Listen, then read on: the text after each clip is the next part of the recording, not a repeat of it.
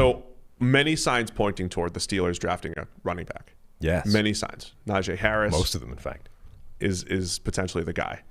Now, once again, going back to my Pittsburgh radio stint where I didn't mean running backs don't help you win games at all. Because that's exactly what you said. It is exactly what I said. But can I try an analogy again? Oh, no. Drafting a running back in the first round, if you're the Pittsburgh Steelers, is hanging the curtains when you don't have the foundation. What? Yeah. You don't have the foundation of your team yet. This was what you said the Texans were doing. What did you say the Texans were doing? Like picking elaborate plaster work without having like the foundation. Walls.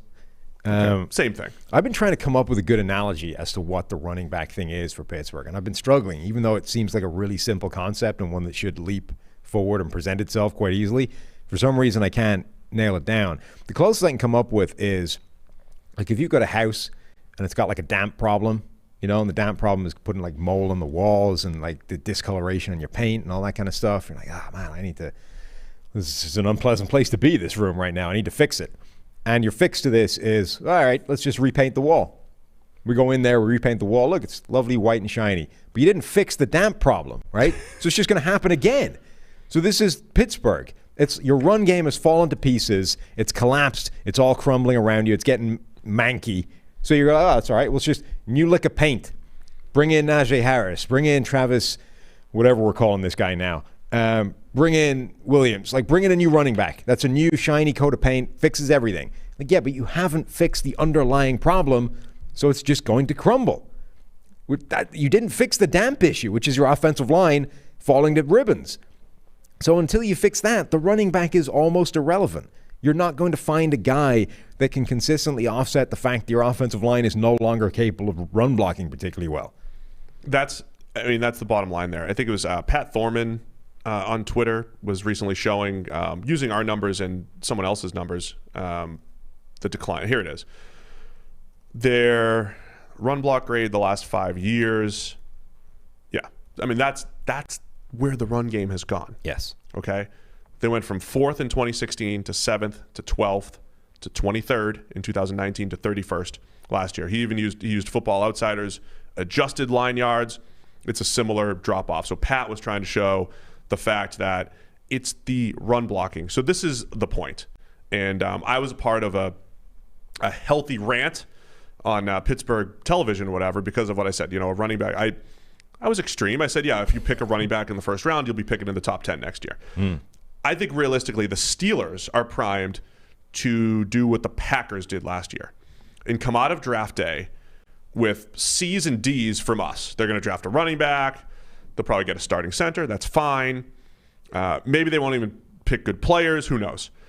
But I still think Ben Roethlisberger being on the team, as much as he was not good last year for most of the year, like there's a world where Big Ben is a top 10 to 15 quarterback again, I think. I don't think it's like I'm not going to buy into just steep decline and it stays like that forever. There's a world where Big Ben chucks it around a little bit better than he did last year. They still have a good group of receivers, and the defense will be probably one of the better defenses in the NFL. I think expecting top 3 again is rich, but they'll be pretty good. So there's a world where the Steelers have a terrible draft, make bad decisions, they draft a running back, and they win 11 games again. So I don't know that you're going to see the issues. You're not gonna feel. You might not feel how bad the draft is if you draft a running back and you don't make great picks. You might not feel it because they have other pieces in place. However, if the goal is to be better than last year, and the goal is to beat the Ravens and the Browns in that division, and the goal is to win a Super Bowl, drafting a first-round running back this year is not going to do it because the offensive line, to your point, has absolutely fallen apart. The goal, I think, is to fix what the underlying issue is, and that's the problem, is that you need to correctly identify what that is. And if your analysis on what went wrong last year, remember, this was the last undefeated team in the NFL. They were 11-0. They were the best team on paper in the league at a period of time when everyone else had lost games. Now, we were saying they weren't the best team in the NFL at that point, but we weren't saying they were bad either, right? There was a pretty substantial collapse down the stretch. And if your reflection and self-scouting and the post-mortem on what happened last season to try and figure out what went wrong is to say, man, if only we'd had a more powerful, dominant running game. And what's the best way of achieving that? It's the running back. You're wrong. Like, you missed it. You've got it. You've come to the incorrect conclusion based off all of the evidence presented to you. And that would, drafting a running back in the first round would essentially just be indicative of that blown process. And this comes back to what we say a lot too. I don't know if teams are great at properly assessing what happened. They're just emotional roller coasters. The fans are, at least. The fans are saying, well, the last game we lost, we threw 68 times. Can't do that. Can't throw 68 times and win. I mean, they scored like 35 points or whatever it was, right? They scored a ton of points, in part because they were just chucking it around all the time. But the point is, well, Big Ben's not going to throw those picks and this and that. Can you properly look at the Steelers and say that they were they actually an 11-5 team last year? They were, but should you look back and say, actually, in the regular season, their offense grade, PFF offense grade, was 68.6. That's 29th in the NFL, right below the Bengals and the Jaguars. As an overall, it's not weighted or anyway, but that's bad.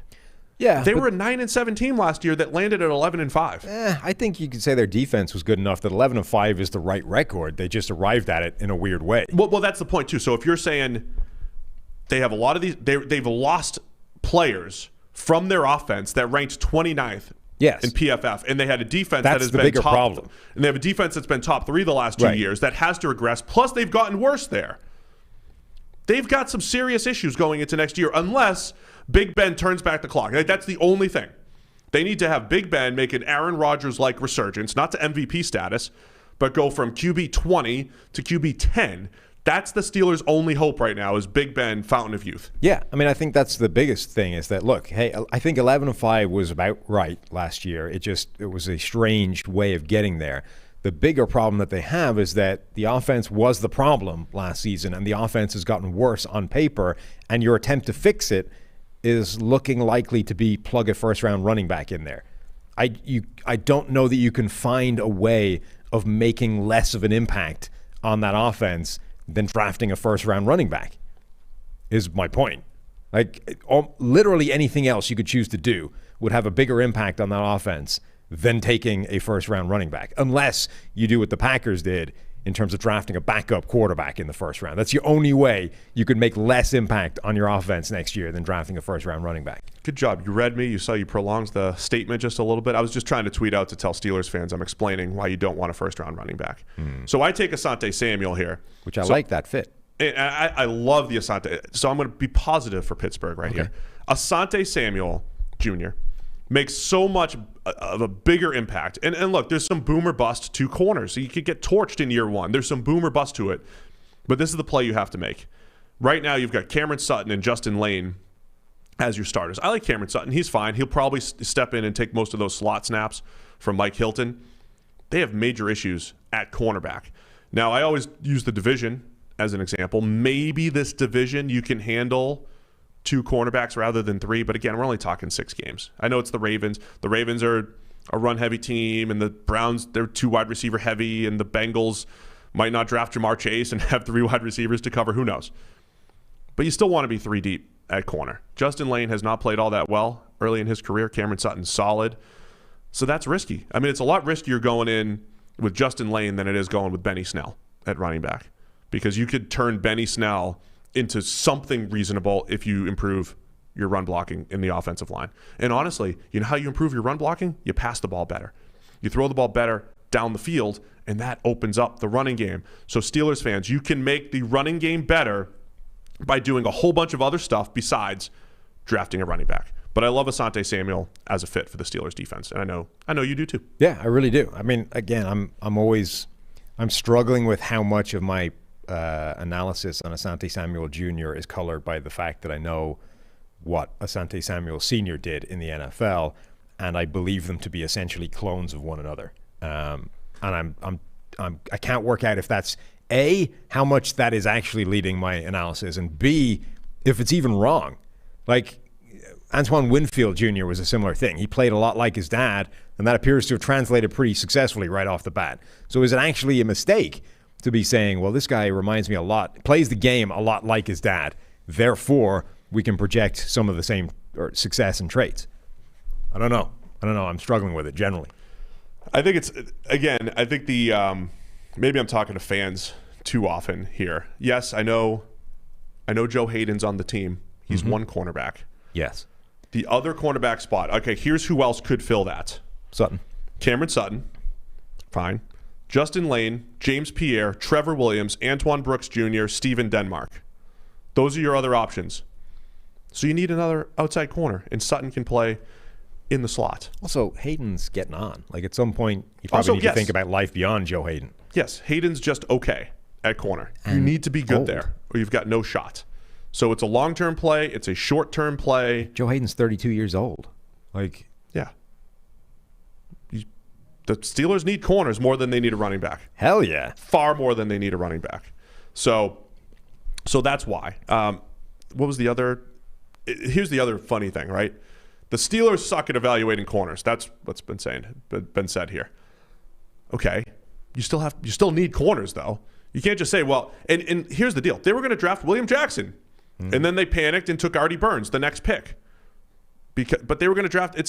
Sometimes it's just who you have the opportunity to select, and if you reach for a need. That's not a reason to draft a running back. No. Oh, we're bad at drafting this position, so let's take a position that won't change anything. So anyway, the Pittsburgh rant was pretty funny because he was like, Palazzolo. He called me Palazzolo. And then he said, have you ever heard of the Tennessee Titans and Derrick Henry? Noted first-round pick, Derrick Henry. Yes, Derrick Henry does help the Titans win football games, which is why my extreme statement was a little bit too much. Yeah. However, Derrick Henry, third-rounder, and if you're doing that A-B analysis that we were doing earlier, Derrick Henry's been a part of the Tennessee Titans for many years. Yeah. That offense did not turn the corner until A.J. Brown showed up and Ryan Tannehill took over. Now, you could do A-B analysis on Tannehill as well and say he was average until he got to Tennessee. But what has made Ryan Tannehill a 90-plus PFF grade quarterback the last couple of years? Is it Derrick Henry? Derrick Henry was 11th in the NFL in rushing until Tannehill took over at starter. Yeah. So is Derrick Henry the catalyst? From that point on, he's been number one. Or is it Tannehill taking a step forward along with A.J. Brown and an emerging Corey Davis? Yeah, and also, again, a good scheme. Again, like, don't go chasing unicorns. Even if Derrick Henry is the one guy carrying an entire offense on his back right now, if he's 1 out of 32, don't go trying to replicate that. That's not the way to do it. Yeah. I think this is pretty obvious here. And, some fans are on board. But I think, again, selecting Najee Harris, Travis E. from Clemson, Javonte Williams, the top running back on our board, any of those guys would be absolute mistakes. And now, if you're saying a year ago, the offensive line was in good shape, they had 3 good corners, the argument a year ago was better. It still wasn't good, but it was better. And you just can't do it. Too many other holes. Steelers, the running back's not going to solve things.